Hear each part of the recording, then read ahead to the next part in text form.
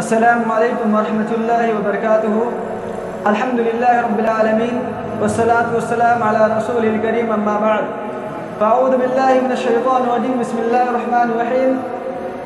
قال اللہ تبارک وتعالی فی کلامہ المجید والفرقان الحمید، قل ان کنتم تحبون اللہ فاتبعونی یحببکم اللہ ویغفر لکم ذنوبکم۔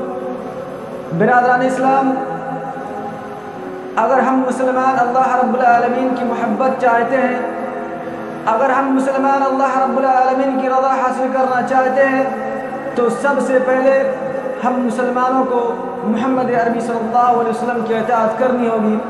جن کاموں کا کرنے کا اللہ کے نبی صلی اللہ علیہ وسلم نے حکم دیا ہے، ان کاموں کو کرنا ہوگا، اور جن کاموں سے اللہ کے رسول صلی اللہ علیہ وسلم نے منع کیا ہے، ان کاموں سے ہمیں دور ہونا ہوگا۔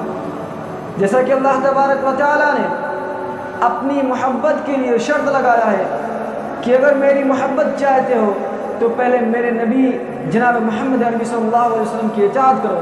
اللہ رب العالمین نے قرآن مجید کے اندر ارشاد فرمایا، قل ان کنتم تحبون اللہ فاتبعونی یحببکم اللہ ویغفر لکم ذنوبکم۔ کہ اے محمد عربی صلی اللہ علیہ وسلم، آپ مومنین سے کہہ دیجئے، مسلمانوں سے کہہ دیجئے کہ اگر اللہ رب العالمین کی محبت چاہتے ہو تو سب سے پہلے محمد عربی صلی اللہ علیہ وسلم کی اطاعت کرنی ہوگی۔